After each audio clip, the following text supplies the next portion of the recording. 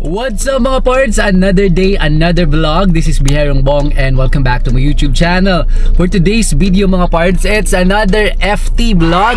So medyo matagal na mga parts bago tayo mga nakapag-update ng ating FT or sa mga ka-FT natin dyan. Medyo matagal yung ating last na Ford Territory vlog. Pero sa mga parts natin dyan na interested sa aking mga Ford Territory vlogs, ang dami kong vlogs sa aking YouTube channel. So check them out and please don't forget to subscribe. So for today's video mga parts, ito sobrang I think significant update to mga parts kasi magpapalit na tayo ng tires.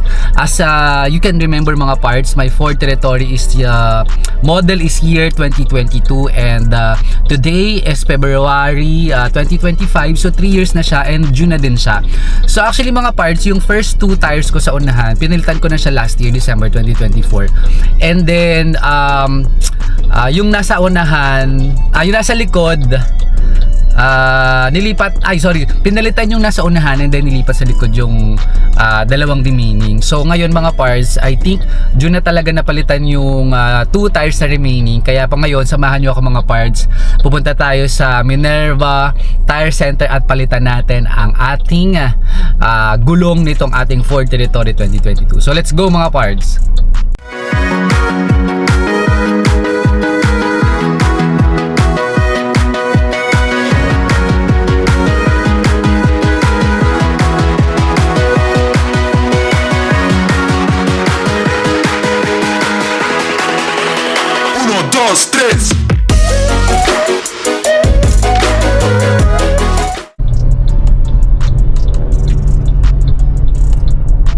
So mga parts, ayan, dito tayo sa Minerva Tire Center or Tire Gallery along Daang Hari mga parts. Dito ako nagpapalit last time and dito ko rin plan magpapalit mga parts kasi nga pag mga tire gallery like this one, syempre marami kayong option. Ayan yung Petron, yan yung palatandaan nyo.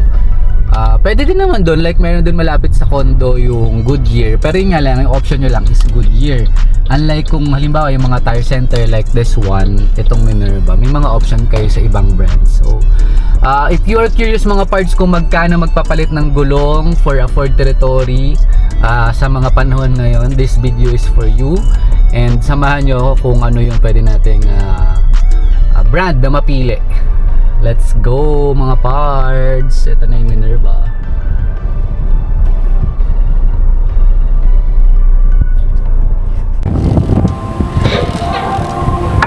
So yun mga parts, itong sa loob manipis na.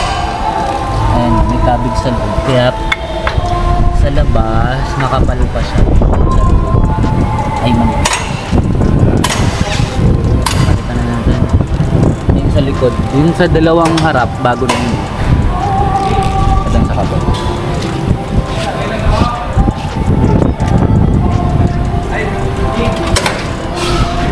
Kaya magkano nga alignment? 2.4 po. Wala na ba? Titignan natin mamaya po. Mamaya mariting natin yung mariting. Sige.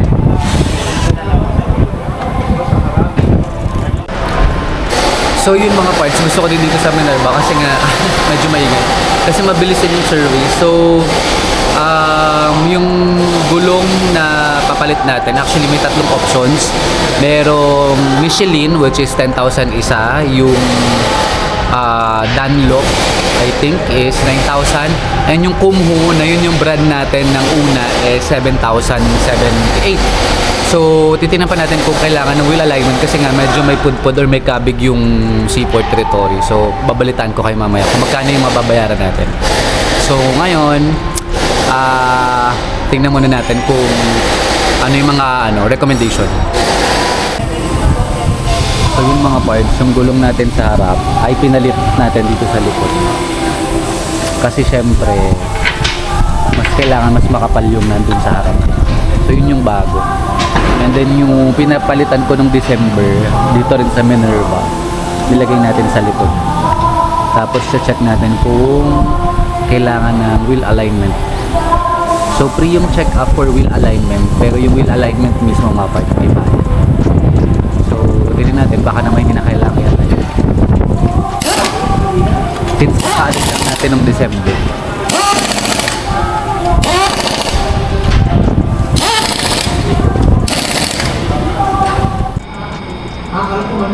So yun mga parts, si Troy, pinapalitan na siya ng gulong. And ito yung Minerva mga parts, maganda dito. Ito yung waiting area nila. Aircon. Tsaka madami silang staff. Ayan. Dami rin silang mga gulong. And yun. Tsaka mga parts, ang gusto ko dito kasi hindi siya daanan, ayun. Walang masyadong dumadaan. So yung daang hari na dun sa kabilang side, ito medyo papasok. Nakita nyo naman kanina papasok ng petrol. Pero sobrang lapit lang mga parts. Kaya if you're near here in Alabang, yan, you can waste itong Minerva Tire Gallery. Okay na kuya? Okay na mga parts. Pinalitan na ang ating gulong. So kung interested kayong malaman kung magkano, ay i-discuss ko sa inyo. So yan, yung nasa harap pinalit lang natin sa likod. So yung likod, yung nasa harap yung bago. So ayun mga parts, tapos na tayo magpapalit ng gulong. Tapos ng Energy OA.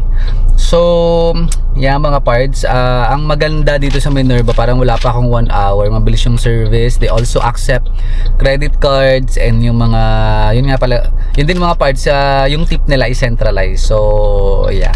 Anyway, ang nagastos ko mga parts for our tire replacement for 2 tires na Kumho na brand is 15,856. So kasama na din mga parts yung alignment, which is 1,600. So kanina 2,400, pero since okay pa daw yung camber, minimension ni kuya kanina, so kaya parang inalign lang niya. But it is very important mga parts na lagi tayong magpa-align, or kailangan regular yung papalain. Hindi naman regular but timely when we need to replace yung tires, kasi nga safety wise, katulad nun yung gulong ko, although June na din naman siya kasi 3 years na siya, pero kailangan na rin palitan kasi nga merong kabig or may kain sa loob. So siguro sabi ni kuya yung assessment, it's more or less 1 month na lang yung itatagal nun. So kaya ako din nakaschedule naman talaga siya, napalitan ko na. So yeah, lagi nating check yung tire pressure, and also yun nga yung para safe tayo lagi. But yun mga parts, I hope nagkaroon ka ng idea kung ano yung mga or magkano yung kailangan nyo i-prepare just in case magpapapalit kayo ng gulong. So pag kailangan yung palitan yung 4, so times 4 yung 7,000. Kasi mga parts yung Kumho eh 7,530, may discount na 6%, so naging 7,078. So times 4, so mga 29,000 kung 4. Pero practical tayo mga parts, makapal pa naman yung isa, so kaya yung dalawa muna yung pinalitan natin. Pero ngayon mga parts, since 3 years na siya, lahat ng gulong natin bago na. So yun mga parts, medyo natatanong ko dito mga parts, may bago palang mall dito eh. Ayan, na I think bukas na siya. So since nagkikrave din tayo mga parts sa masarap na kape, kasi it's already 4 PM, so tingnan natin mga parts, baka meron tayong pwedeng ma-explore dito na coffee shop or merienda. So let's go, samahan nyo ako bago tayo mag-end ng vlog. Mga parts, Versailles pala to. So tingnan natin mga parts ko ano yung pwede nating makita dito, kasi I think parang hindi pa siya ganun ka bago pa lang siya. So pasok tayo, kasi I think may parking naman dito. Tingnan natin. Versailles Town Plaza. Versailles Town Plaza mga parts. Ayan o. So bagong bago pa lang siya. Versailles Town Plaza. So hindi ko lang alam kung mayroon ng coffee shop, pero may ditong steakhouse. Escobar Steakhouse. Tingnan natin kung may bayad yung parking. Ito lang kasi yung Minerva mga parts. Ayan o. So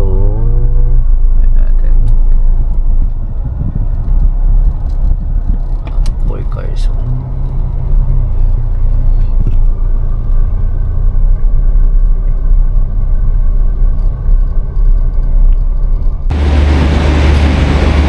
So ayan mga parts, meron naman pala ditong supermarket, school, ayan ang mga shops nila, then may fitness gym din.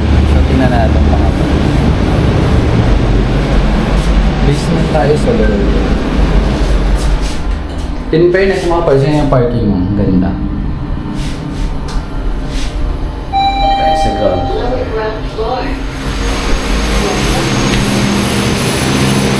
King Escobar Steakhouse. Ay, naiihi ako mag-share na tayo. So yun mga parts, wala pang masyadong ganap dun sa Versailles Town Plaza. And I think saka na lang natin siya i-vlog mga parts kapag marami ng store. Although meron na dong Tapa King, David's Tea House, yung Escobar Steakhouse, which I think parang pwede natin yung i-try mga parts sometime or soon. But anyway mga parts, ayun, tapos na yung ating quick Ford Territory update vlogs para sa mga ka-FT natin dyan. Medyo matagal nga tayong hindi nakapag-update ng ating FT. And so far sa mga nagtatanong, mga nagko-comment doon sa aking comment section at nagtatanong kung so far kumusta naman daw yung aking Ford Territory.